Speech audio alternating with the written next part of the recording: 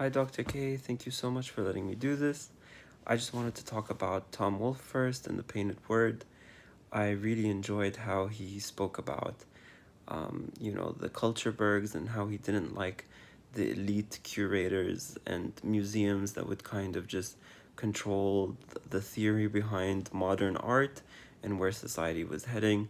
He was a big critic of the avant-garde movement and how specifically Greenberg was trying to, make modern art more literary than a visual experience, which he believed art should always be a visual and emotional experience that wasn't reduced to an art world of only 10,000 souls across influential cities. He always wanted the public to be invited and engaged in the art of today, and he was very much against this idea of these large museums that would just control the art world, as he would call it, the cathedrals of culture, like he called the New York Museum.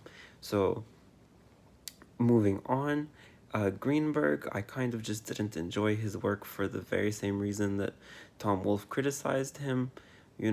Tom Wolfe was very unapologetic in his criticisms. He was very straightforward with what he thought in the chapter that he wrote about Greenberg.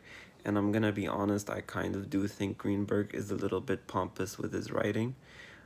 Specifically, he'd just talk a lot about how modern art was um, just so revolutionary in that it moved from like being 3D to into the single plane to reducing all these different elements.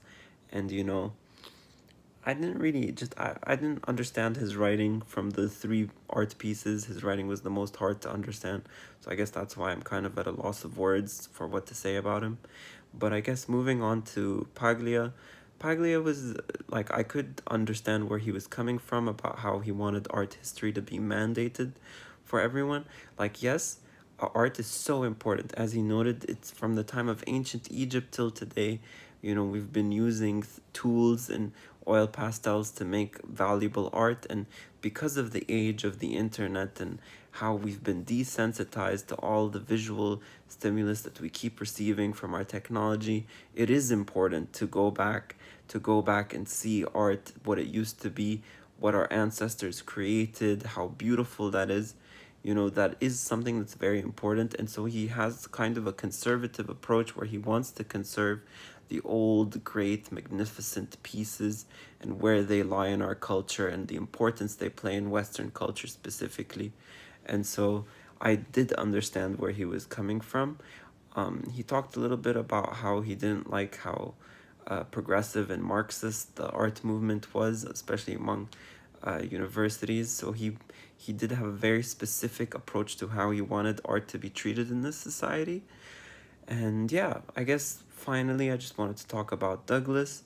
Um, my favorite part, I guess, other than when he spoke about singing, was how when he moved to Baltimore, his slave owner tried to control him by beating him whenever they found him with a newspaper, by trying to, even though at first they did encourage him to learn, they later on it would piss them off a lot, and it kind of just showed you the nature of oppression, how oppression hates learning from those who are weaker and how it tries to keep knowledge away from those who don't have it.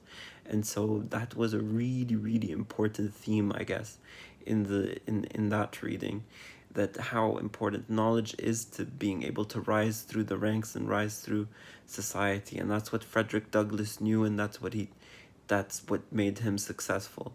And so I guess just closing off, thank you so much for this amazing semester. Wish we could have spoken and talked more about these amazing readings, but at the same time, thank you anyways for letting me do this, and I wish you the best.